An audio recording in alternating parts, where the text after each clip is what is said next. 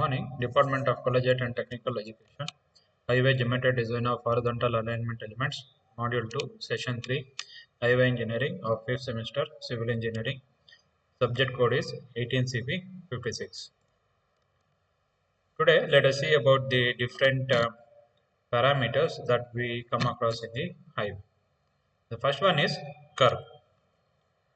Curve indicates the boundary between the pavement and the shoulder. It is desirable to provide curbs in the urban areas. You don't find any curb in a rural area or in the national highway or a state highway. Usually it is provided in the city or the urban areas. There are three types of curbs. First one, low or mountable type of curb. It allows the driver to enter the shoulder area with little difficulty. So with some difficulty, right, the vehicle can enter the shoulder area. The height of the curve is usually 10 cm above the pavement edge with the slope to help the vehicle to climb the curve very easily. Usually it is battered or it is tapered so that the vehicle can climb easily. Second type, semi-barrier curve. It is provided on the periphery of the roadway where the pedestrian traffic is high. The height of the semi-barrier curve is usually 15 cm above the pavement edge with a batter of 1:1 slope on the top 7.5 cm. It prevents the parking the vehicle, but during emergency, it is possible to drive over this curve with some difficulty. So if there is an emergency, you can definitely climb over this curve because the height of the curve is only 15 cm. The third one, barrier type. It is provided in the built-up area adjacent to the footpath with considerable pedestrian traffic. Wherever there is more pedestrian, wherever the people move, wherever they cross the road, right, in that area it is provided. The height of the curb is usually 20 cm above the pavement edge with a steep batter of 1 vertical to 0.25 horizontal. As the name itself says that it is a barrier type of a curve, means you cannot climb over, the vehicles cannot climb over that curve. So here you can see the different categories of curves just now we discussed. Here you can see in this figure, right? Here the height of the curve is very small. This could be the semi-barrier type. Here you can see that very less. Here also you can see it is very less. Here it little bit higher. So this could be the barrier type of a curve. You cannot see here the vehicle cannot climb over this curve. Here also it is only very short height. Height could be 10 centimeter. So these are the different categories of curves. Next, guardrail.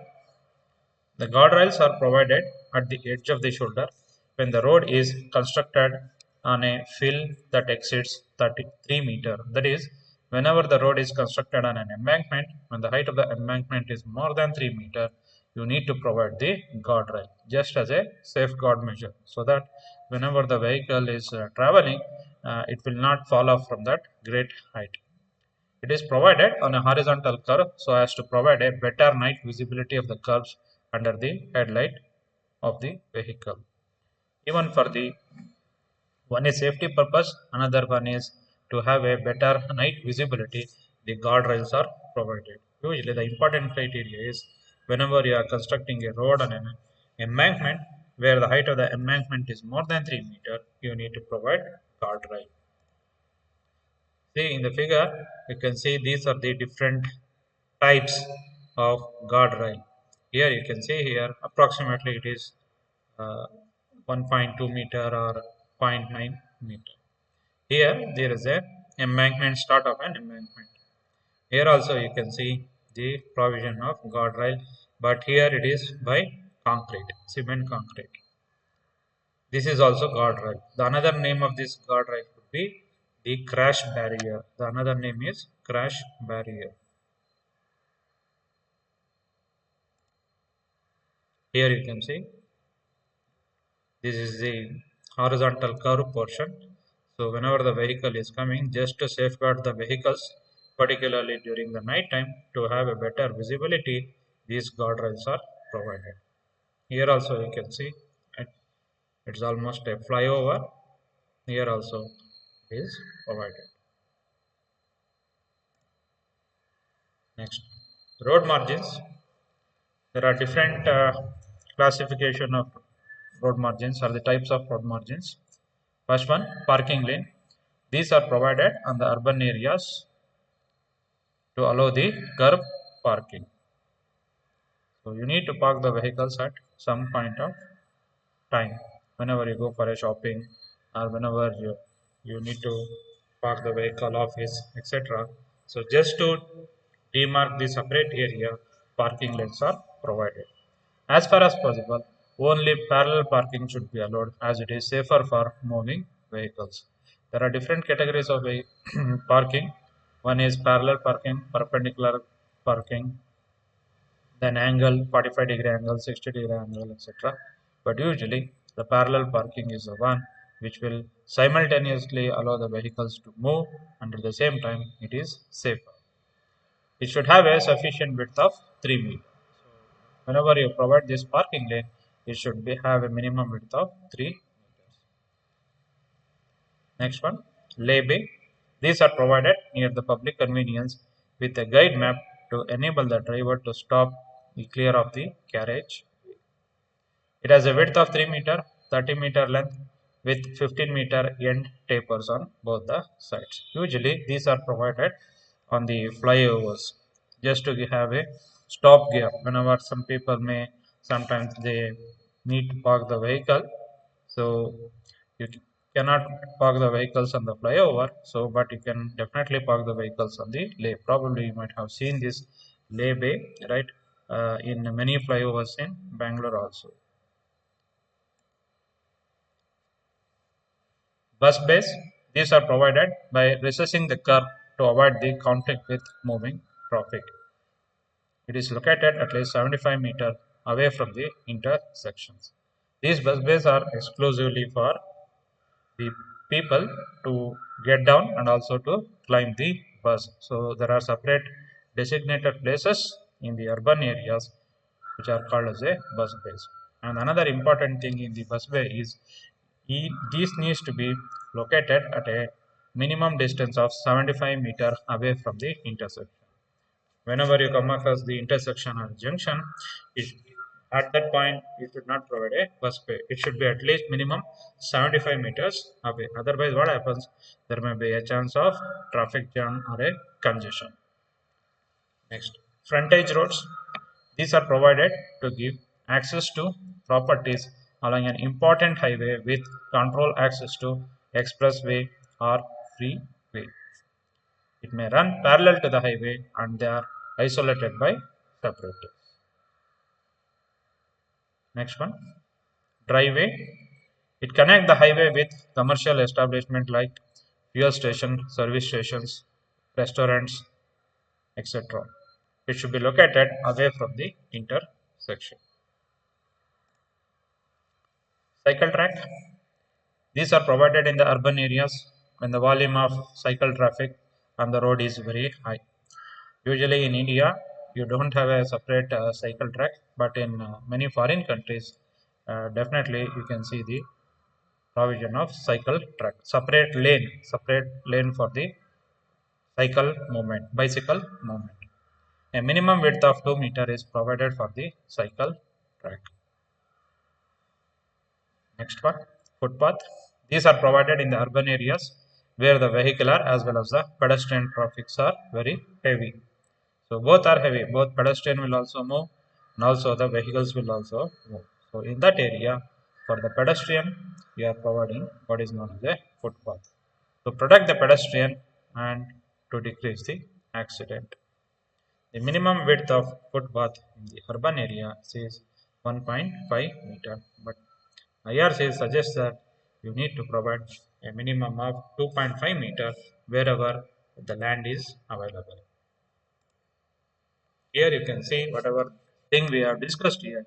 This is shown in the figure. Okay, here these are called the lay base. You can see here this is the highway and this is the extra portion of the road where the vehicle can come and stand for a 5 minutes, 10 minutes, etc. Or there may be any breakdown or anything. If any some repair work needs to be done, definitely. So all along this highway, they cannot stop the vehicle. They can come to this area and they can stop it here. So here there is a separate lay-by. You can see here. Here also the same thing. The extra widened portion on the highway or on the road. So here you can see this bus bay. So the buses, whenever the buses are coming, right? So if this is coming in this way, right, they will stand here. The people will climb as well as they get down from the buses. Here also you can see the provision of bus bay. And also it's clearly mentioned. So other vehicles cannot stop. Only the buses needs to stop here. These are called frontage roads.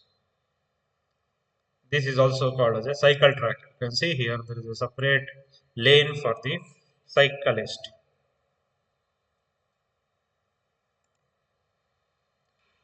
Let's see the different or the typical cross sections of the highway.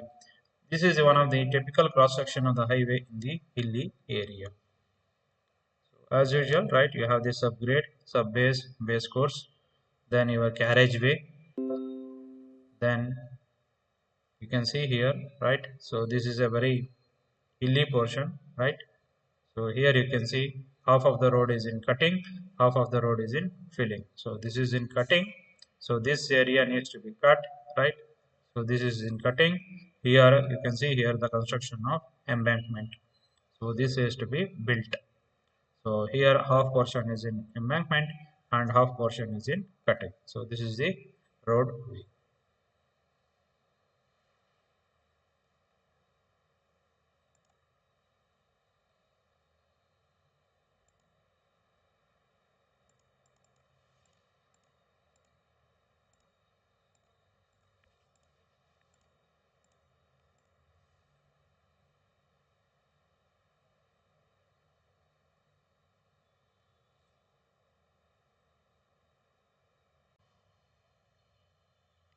The next one, cross section of the road in built up area. So here, centralized island area, mountable curb, truck apron. So here, this you can see the carriageway. These are the curbs. 4-lane divided roadway. So this is 2-lane. This is 2-lane. So you can see this vehicle. So here you can see the shoulder. This is the carriageway. Again, the shoulder. Here also the same thing. Shoulder, carriageway, shoulder.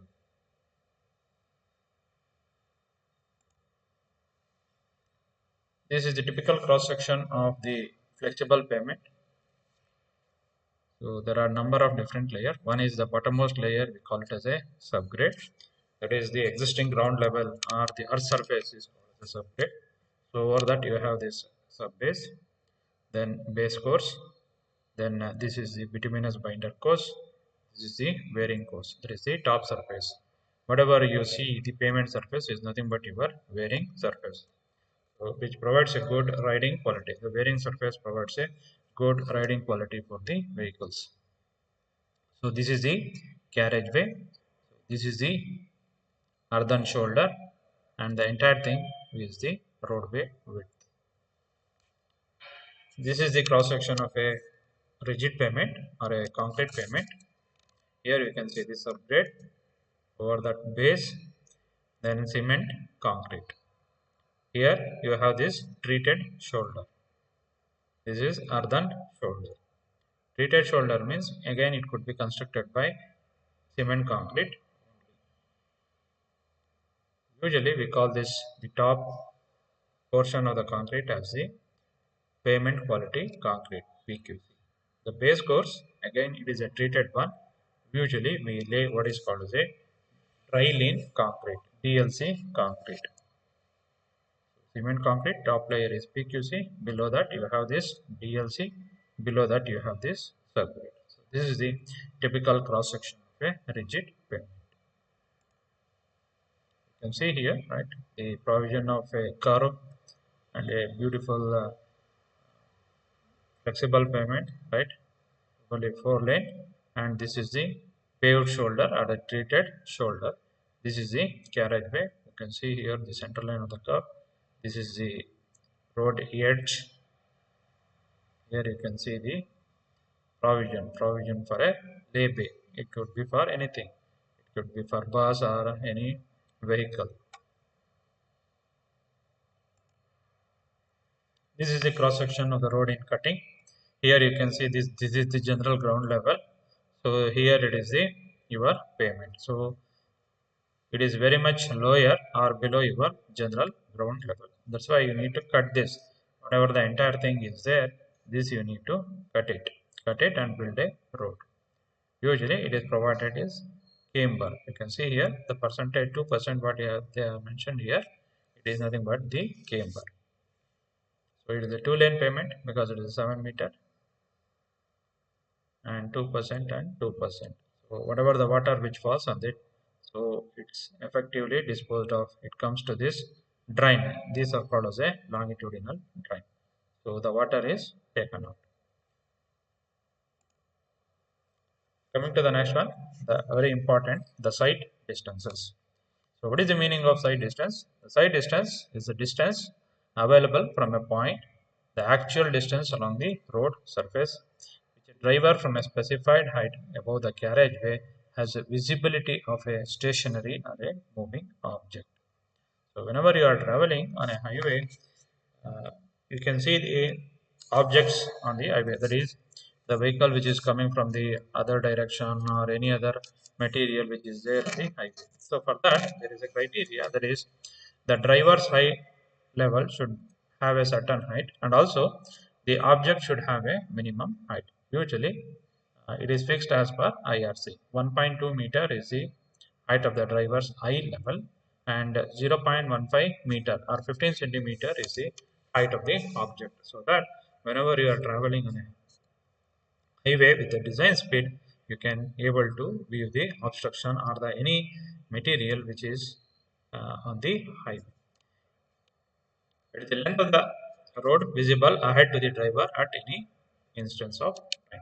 Here you can see that stopping sight distances. This is called the line of sight, the height of the eye object. Here you can see this object height. This object height is 15 centimeter, 0.15.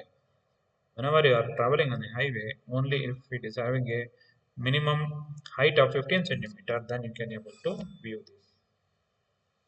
These are the obstructions at the intersection. So this is the build-up area, right? Here there is one vehicle is coming. Here also the another vehicle is coming. So you cannot view this, right? Because of the obstruction to the line of sight. These are the side distances of the horizontal curve. Here there is an obstruction to the vision. Here the vehicle is coming from this direction, the vehicle is coming from the other direction.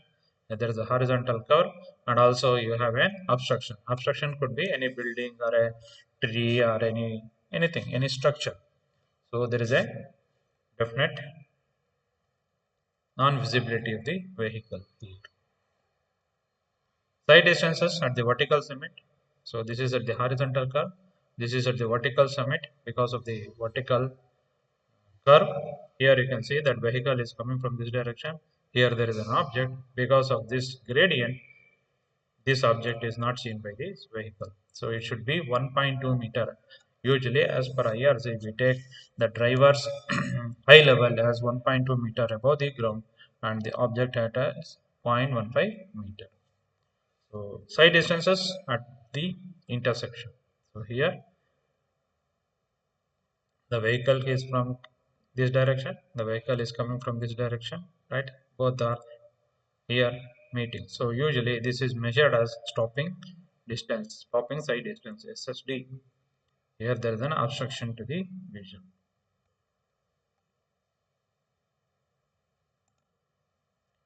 So let's see what are the different types of side distances. Stopping side distance or absolute minimum side distance, usually it is called as an SSD. Safe overtaking or passing side distance is called as an OSD. Safe distance for entering into the uncontrolled intersection. Just now we discussed, right? There is no control, there are no signals. So in that, it is the summation of that SD, right? SD and SD.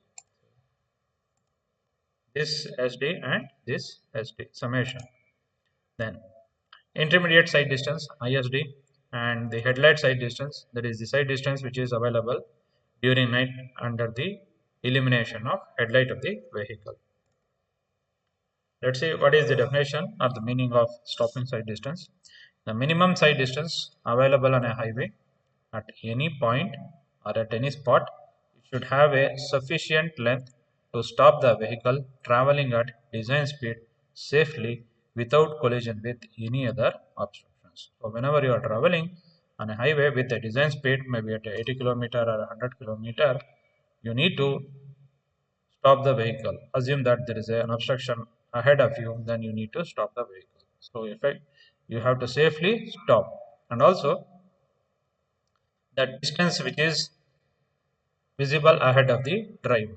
So that is the stopping side distance. Overtaking side distance, the minimum distance open to the vision of a driver of a vehicle intending to overtake the slow vehicle ahead with a safety against the traffic which is coming from the opposite direction is known as an overtaking side distance, or it is also called as safe passing side distance. Usually in the highway, the different vehicles travel at the different speeds. There are some slow moving vehicles and there are fast moving vehicles. So whenever a person or a vehicle is traveling at a higher speed, they want to overtake the slower vehicle.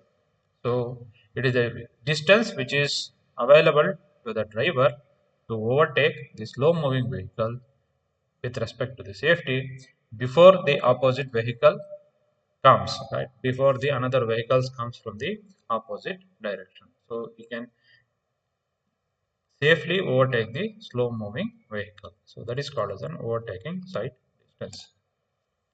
Side distance at the intersection. Driving entering the uncontrolled intersections, particularly unsignalized, uncontrolled or the unsignalized intersection, has a sufficient visibility to enable him to take control of his vehicle and to avoid collision with another vehicle. Intermediate side distance. This is defined as twice the stopping side distance. Wherever it is not possible to provide a stopping side distances, you need to provide an intermediate side distance. Whenever the overtaking side distance cannot be provided, intermediate side distance needs to be provided. Headlight side distance. This is a distance visible to the driver during the night time under the illumination of vehicle's headlight. Side distance is a critical at gradient, up gradient, and also at the ascending stretch of the valley curve because you don't have the visibility in these stretches. Let us see some of the multiple choice questions on whatever the topic we discussed. The first one, the height of the mountable curve above the pavement surface is 15 centimeter, 10 centimeter, 7.5 centimeter, 20 centimeter. So mountable curve will be having a height of 10 centimeter. So answer is B. Dash curve is provided on the periphery of the roadway where the pedestrian traffic is high. Semi-barrier, barrier, mountable, any of the above. Usually the semi-barrier curves are provided. So which is having a height of 15 centimeters. So the answer is A. Guardrails are provided on the highway when the height of the embankment is more than dash 2 meter, 4 meter, 3 meter, 6 meter. So answer is 3 meter. That is C. A median is also called as traffic separator, traffic junction, traffic checkpost, traffic flow. Answer is traffic separators. A. Dash may run parallel to the highway and isolated by separators. Frontage roads, lay bay, bus bay, footpath. In the figure I have shown that frontage roads, they run parallel to the highway. So the answer is A. The width of formation is calculated by adding sum of the width of pavement plus separators, width of pavement plus separators plus shoulders, width of pavement plus separators plus shoulders plus side drains. So answer is C. The formation width includes width of your pavement, the separators, if any, and also the width of the shoulder. So the answer is the length visible to the driver at any instance of time is called as sight distance, visibility limit, headlight sight light distance, overtaking sight distance. So the answer is A. Sight distance. Stopping sight distance does not depend on brake reaction time, speed of the vehicle, length of the vehicle, friction. So the answer is length of the vehicle, C. The relation between SSD and ISD is SSD equals ISD, SSD equals 1.5 SSD, SSD equals ISD plus OSD, SSD is equal to 2 times ISD. So it is 2 times ISD. D. Answer is D. Which is not a type of sight distance? CSD, ISD, SSD, OSD.